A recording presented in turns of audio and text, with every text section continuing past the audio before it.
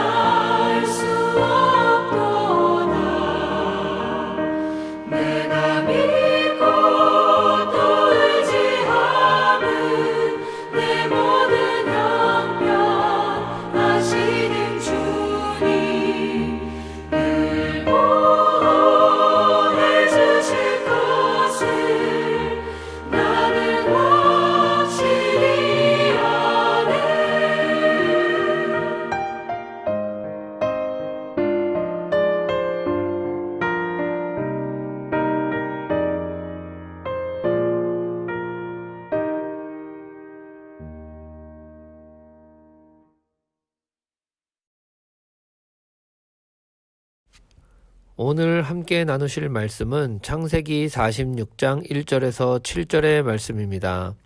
제가 봉독하겠습니다. 이스라엘이 모든 소유를 이끌고 떠나 부엘세바에 이르러 그의 아버지 이삭의 하나님께 희생 제사를 드리니 그 밤에 하나님이 이상 중에 이스라엘에게 나타나 이르시되 야곱아 야곱아 하시는지라. 야곱이 이르되 내가 여기 있나이다 하매 하나님이 이르시되 나는 하나님이라 내 아버지의 하나님이니 애굽으로 내려가기를 두려워하지 말라. 내가 거기서 너로 큰 민족을 이루게 하리라. 내가 너와 함께 애굽으로 내려가겠고 반드시 너를 인도하여 다시 올라올 것이며 요셉이 그의 손으로 내 눈을 감기리라 하셨더라. 야곱이 부엘세바에서 떠날새 이스라엘의 아들들이 바로가 그를 태우려고 보낸 수레에 자기들의 아버지 야곱과 자기들의 처자들을 태우고 그들의 가축과 가나안 땅에서 얻은 재물을 이끌었으며 야곱과 그의 자손들이 다 함께 애굽으로 갔더라. 이와 같이 야곱이 그 아들들과 손자들과 딸들과 손녀들 곧 그의 모든 자손을 데리고 애굽으로 갔더라. 아멘. 하나님 아버지와 우리 주님으로부터 은혜와 평강이 있으시기를 축원합니다. 오늘 본문은 마침내 야곱과 그의 가족이 애굽으로 이주하는 내용입니다. 야곱은 이제 인생의 거의 후반부를 지내고 있습니다. 오랜 시간 돌고 돌아서 약속의 땅으로 들어와 살고 있었습니다. 그런데 다시 약속의 땅을 떠나 애굽으로 내려가려니까 마음이 편하지가 않았습니다. 온 천지가 가뭄이라서 먹을 것이 없으니 애굽으로 가기는 가야겠고 게다가 잃어버린 줄만 알았던 요셉도 만나야 하니까 분명히 애굽으로 가긴 가야겠는데 약속의 땅을 떠나야 한다는 것이 영 마음에 걸리는 것입니다. 그런 야곱은 하나님께 제사를 드렸고 하나님께서는 나타나셔서 말씀하셨습니다. 걱정 말고 내려가라. 내가 함께 내려가겠다. 그곳에서 크게 번성할 것이고 후에는 반드시 다시 이 땅으로 인도할 것이다. 그러니 두려워 말라고 하셨습니다. 그렇게 야곱과 그 가족들은 모두 애굽으로 이민을 갔습니다. 베드로전서 1장 24절에서 25절에는 모든 육체는 풀과 같고 그 모든 영광은 풀의 꽃과 같으니 풀은 마르고 꽃은 떨어지되 오직 주의 말씀은 세세토록 있도다. 야곱의 할아버지 아브라함도 풀과 같이 마르고 아버지 이삭도 꽃과 같이 떨어졌지만 하나님의 말씀은 여전하여서 야곱을 이끌어가고 있습니다. 야곱이 애굽으로 내려가게 되는 가장 큰 이유는 할아버지 아브라함과 하나님께서 맺으신 약속 때문입니다. 하나님께서 아브라함에게 말씀하시기를 너는 반드시 알라.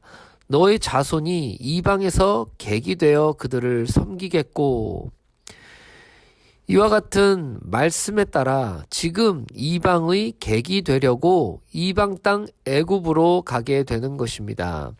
야곱이 태어나기도 전에 있었던 일이지요. 약 215년 전쯤에 있었던 약속입니다. 그 말씀에 따라 야곱은 가고 있습니다. 그뿐만이 아닙니다. 이방의 객이 된 다음에는 그 이방 사람들을 섬기겠고 400년 동안 괴롭힘을 당할 것이라고도 하셨습니다. 그 말씀대로 야곱이 애굽으로 이주한 후에 430년 정도 지나고 나서 출애굽 사건이 일어나는 것이지요. 성도의 삶이 앞으로 어떤 일이 있을지는 알 수 없지만 분명한 것은 옛 성도들과 맺은 하나님의 약속이 지금 성도들의 삶 아래에 근간을 이루고 있다는 것입니다. 옛 성도들은 풀과 같이 말라서 지금 여기 없지만 그들과 맺은 하나님의 약속은 여전히 우리 앞에 있습니다. 215년 전에 맺은 약속도 잊어버리지 않으시고 꼭 성취하시고 400년 전에 하셨던 말씀 한 구절조차도 땅에 그냥 떨어지지 않고 독야 청청하게 한결같이 서 있는 것입니다. 하나님과 성도 개인이 맺은 약속은 개인의 삶을 이끌어 갈 것입니다. 야곱이 베델에서 하나님을 개인적으로 처음 만났을 때 약속했었습니다. 하나님, 내가 여기로 무사히 다시 오면 10의 1조를 드리고 하나님을 진정으로 섬기겠습니다. 20년이 지나고 야곱은 개인적으로 다시 그 땅으로 오게 되었습니다. 20년 전 약속이라서 야곱이 잊어버렸는지 그 약속대로 이행을 하지 않고 10년을 더 지내다가 디나의 강간 사건을 겪게 되었습니다. 그 폭풍우와 같은 사건을 겪어내면서 지난 약속들을 깨닫게 되고 그와 같이 또 이행하고 실천하게 되었습니다. 하나님께서는 개개인과 맺은 약속도 중요하게 여기시고 꼭 성취하십니다. 그러나 야곱의 개인의 삶은 그보다 더 큰 아브라함의 공동체적 약속 안에 있었습니다. 하나님과 성도 공동체가 맺은 약속은 교회의 삶을 인도해 갈 것입니다. 성도 개개인을 인도하시는 하나님께서 그 모든 인도를 다 합하여서 성도 공동체의 삶을 이끌어 가십니다. 이 땅에 있는 각각의 교회들과 각각 맺은 약속에 따라 인도하시는 하나님께서는 그 모든 교회 공동체들의 삶을 다 합하여서 천상에 있는 완전한 교회에 연결시키십니다. 왜냐하면 하나님께서는 교회를 처음 세우실 때 음부의 권세가 이기지 못한다고 약속하셨습니다. 그 약속에 따라 아무리 죽을 만큼 괴롭힘을 당한다고 해도 결코 교회는 무너지지가 않는 것입니다. 무너질 수가 없는 것입니다. 옛적부터 그랬고 지금도 그렇고 앞으로도 그렇습니다. 야곱과 그 식구들은 애굽으로 들어갔습니다. 지금 당장은 당당한 요셉도 있고 먹을 양식도 그곳에는 충분해서 좋을 수 있겠지만 하나님의 말씀에 따르면 400년간 괴롭힘을 당하러 들어가는 것이지요. 그 괴롭힘 안에서도 개개인의 삶 속에는 기쁨도 있고 즐거움도 있을 것입니다. 아이들도 많이 낳아서 번성한다고 하셨고 출애굽할 때에는 많은 재물과 재산도 가지고 나온다고 약속하셨으니 그 말씀대로 될 것입니다. 또 그렇게 되었습니다. 주님께서 승천하신 뒤부터 교회는 괴롭힘을 당하는 시기로 성경은 묘사합니다. 주님께서 다시 이 세상에 들어오실 때 그 괴롭힘은 끝이 나고 영광에 들어가게 되어 있습니다. 그 약속대로 될 것입니다.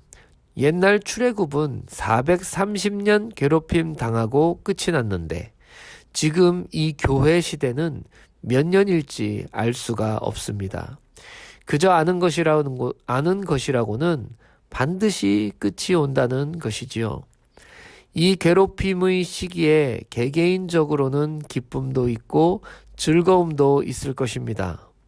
공동체적으로도 하나님의 백성들의 수가 불어날 것이고 동시에 옥석 가리기도 있을 것입니다. 많은 생각으로 불안한 야곱이 아버지 이삭의 하나님께 제사를 드린 후에 평안과 안도감을 얻은 것처럼